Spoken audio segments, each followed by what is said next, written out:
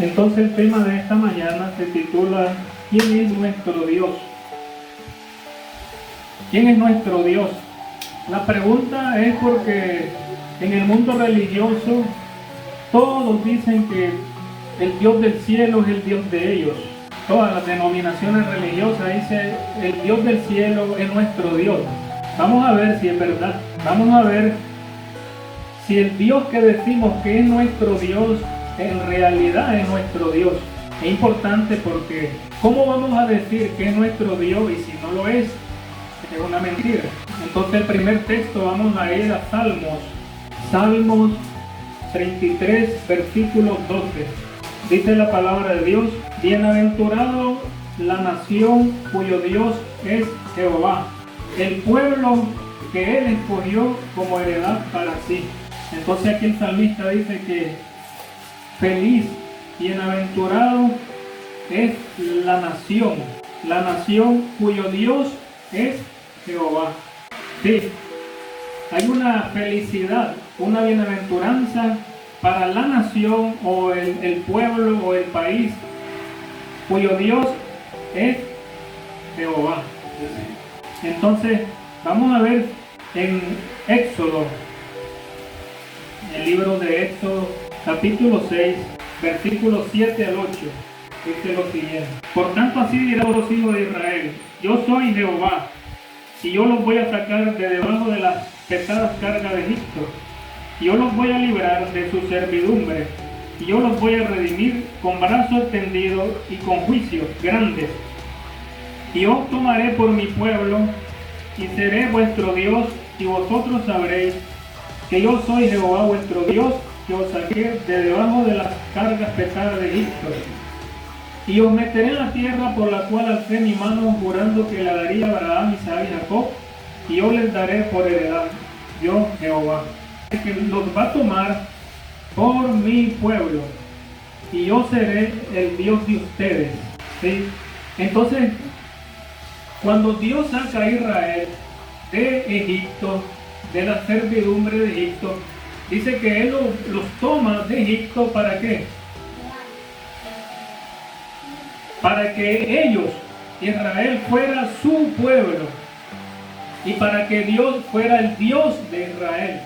Por eso es que está en todo el Antiguo Testamento aparece la palabra el Dios de Israel, el Dios de Israel, el Dios de Israel, porque Él mismo dijo que Él sacaba a Israel de Egipto y Israel iba a ser su pueblo y Dios iba a ser el Dios de ellos.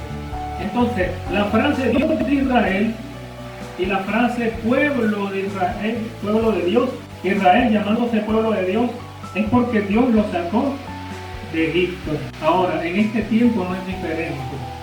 En este tiempo Dios tiene que sacar un pueblo de la servidumbre para poder ser pueblo de Él y que Él sea el Dios de ese pueblo. Porque hoy día todos los pueblos dicen que Dios es el Dios de ellos, pero ninguno de los pueblos se parece a Israel cuando salió de Egipto.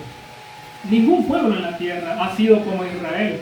¿Y cómo es eso que el Dios de Israel es el Dios de ellos también? Si ni siquiera quieren tomar las enseñanzas que Dios le dio a Israel. Todos los pueblos de las naciones desechan las enseñanzas bíblicas, verdaderas que Dios le dio a Israel.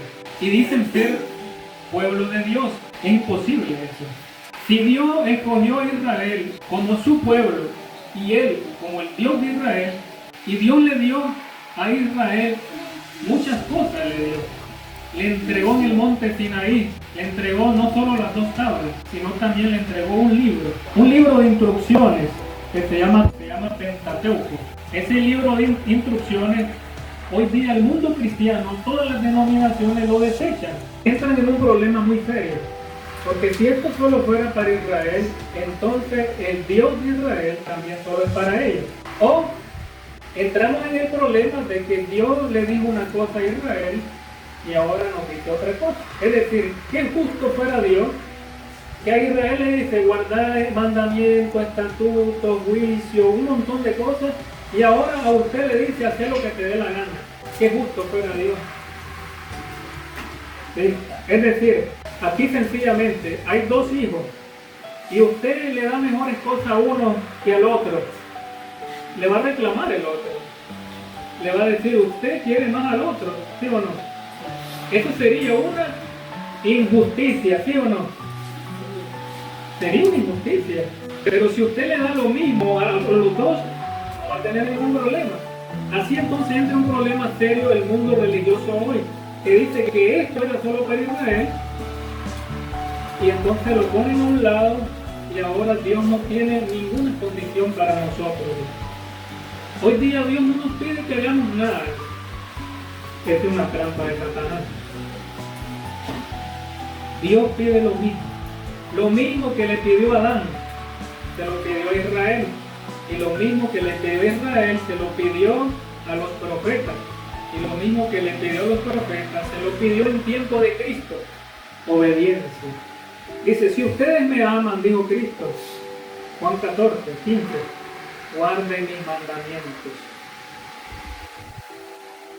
La gente dice que ama a Cristo, pero no guarda los mandamientos de Cristo. Dice que Cristo tiene otros mandamientos. Cristo no dijo que tenía otros mandamientos. Dice, yo he guardado los mandamientos de mi Padre. ¿Y cuáles son los mandamientos de su Padre? Todos estos, los que le dio a Israel. Es más, Cristo mismo lo dio. Dice 1 Corintios 10. ¿Quién estaba en la nube, en el desierto, guiando a Israel? Cristo guió a Israel en la nube y en la columna de fuego. El Padre y el Hijo bajaron al monte Sinaí y le entregaron mandamientos, estatutos, juicios. Todo le entregaron. Según Nehemías 9.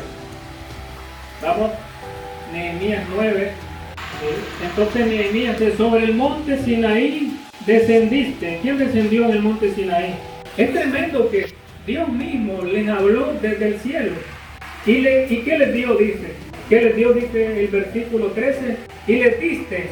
¿Qué dice esa versión? Juicios, dice. O decretos. Decretos, dice una versión. La versión más correcta tiene que decir juicios. Les diste juicios. No es lo mismo un decreto que un juicio. En la palabra hebrea es muy distinto. En la palabra hebrea, juicio significa una palabra de Dios condicional. Esto está en Levítico 26. En Levítico 26 se encuentran los juicios de Dios. Dice, si tú no oyes mi voz, yo te voy a castigar 7 veces más. Y si aún con esto tú no oyes mi voz, te vuelvo a castigar 7 veces más. Eso se llama juicio. Es decir, una palabra de Dios va acompañada de juicio, de un castigo. Esos son los juicios de Dios. Es la palabra de Dios condicionada. Pero un decreto es muy distinto. Un decreto es algo que Dios dice, pero tiene que tener cumplimiento. Es decir, es como profético mayormente. Es un decreto divino. Es decir, que Dios decretó que Jerusalén iba a ser destruida o que Israel iba a ser llevado cautivo a Babilonia. Tenía que cumplirse, ese es un decreto. Que Dios lo decretó. Van a ser llevados 70 años. Esos son decretos. Pero en este texto no habla de decreto, habla de juicios que Dios le dio. Dice juicios. Y esos juicios eran rectos. Dice aquí. También le dio leyes verdaderas. Dice leyes verdaderas, pero en hebreo no dice leyes. Dice Torah.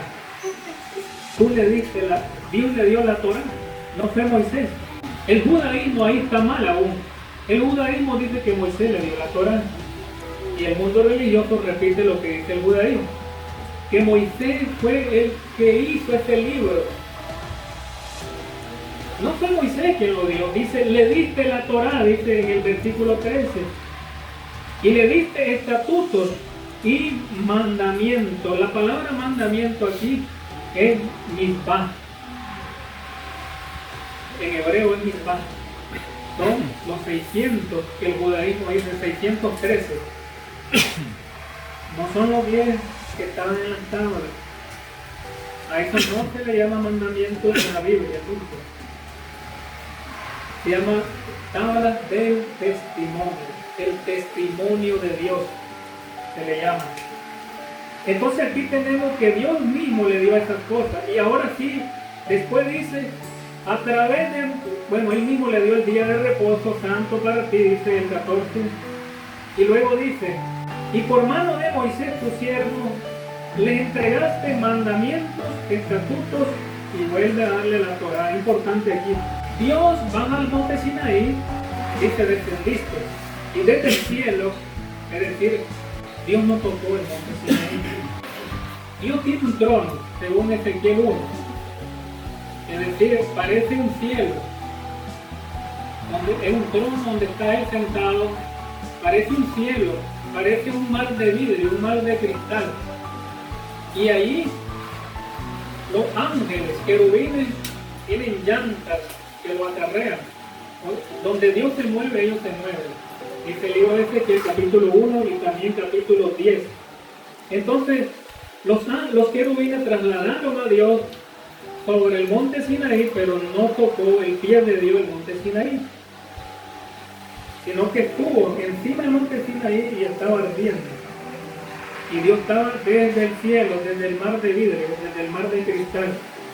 Desde el cielo les hablaste y tú le diste la Torá. Dios le dio la Torá y luego por mano de Moisés se la volvió a dar.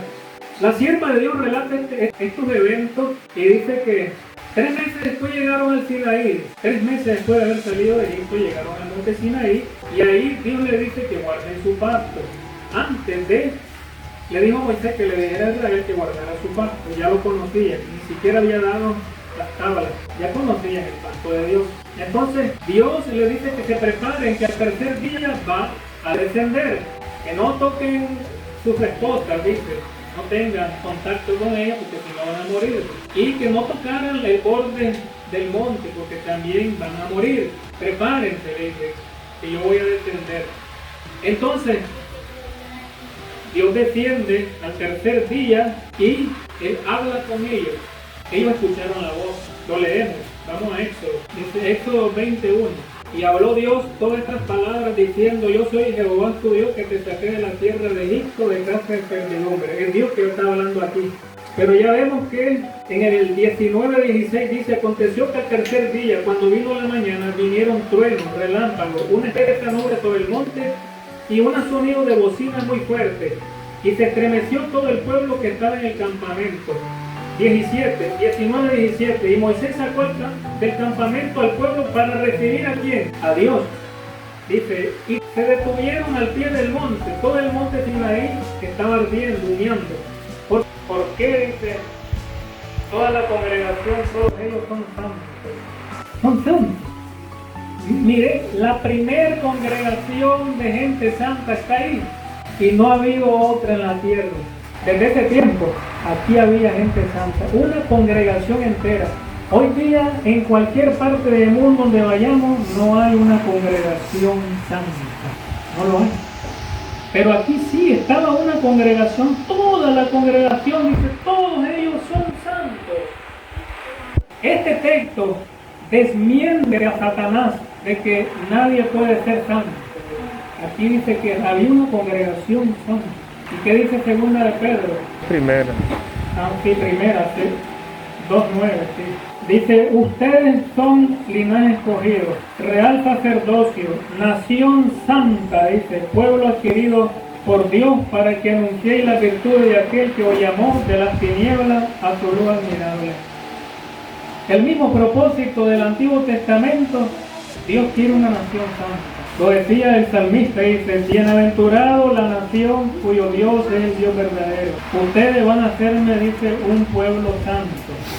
Y aquí está lo mismo, dice, un real sacerdocio, nación santa, un pueblo adquirido por Dios, escogido por Dios, tomado por Dios. Es el mismo propósito de Dios, el mismo plan quiere Él, la santidad. Efesios 5:27. Dice, hablando de la iglesia, dice, a fin de presentarla a sí misma una iglesia gloriosa, que no tiene mancha, ni arruga, ni cosa semejante, sino que fuese santa y sin mancha. El mismo propósito del Antiguo Testamento. un pueblo, una iglesia, una nación santa, un pueblo santo, una iglesia santa. Eso es lo que pide el Señor, eso es lo que siempre ha querido y no es menos hoy, es lo mismo. Santidad. Sin santidad, nadie, pero nadie va a ver a Dios. Nadie. Sin santidad nadie verá al Señor. Entonces mucha gente toma Apocalipsis para decir que ellos van a ver el rostro de Dios, pero el libro de Hebreos dice que no. Apocalipsis 21, 26 dice y 27, llevarán la gloria y la honra de las naciones a ella, a la Jerusalén nueva. No entrará en ella, en la nueva Jerusalén, ninguna cosa inmunda, o que hace abominación y mentira, sino solamente los que están inscritos en el libro de la vida del Cordero. Entonces aquí no vamos a entrar por la puerta de la ciudad de la Nueva Jerusalén. Si hacemos esa inmundicia, abominación, mentira, no se nos va a inscribir en el libro de la vida. No vamos a poder entrar por las puertas de la ciudad. Entonces dice Apocalipsis 21:7, el que venciere heredará todas las cosas. Yo seré su Dios y él será mi hijo. Aquí se acaba la jactancia del mundo religioso que dice soy hijo de Dios. No se puede decir ahora. Tampoco podemos decir que Dios es el Dios nuestro. Porque dice aquí el que venciere. Versículo 7.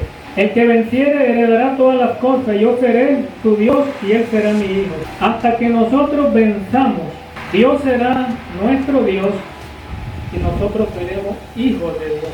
Hasta que venzamos. Ya sabemos qué es lo que vamos a vencer. En una sola palabra se llama pecado, pero el pecado tiene muchos ramales de obras. El pecado se manifiesta por las obras que hacemos, igual que el amor de Dios también se manifiesta por las obras. Entonces, si estamos en pecado, lo vamos a manifestar en nuestros hechos. Entonces tenemos que vencer todas las obras de las tinieblas que le llama el apóstol Pablo.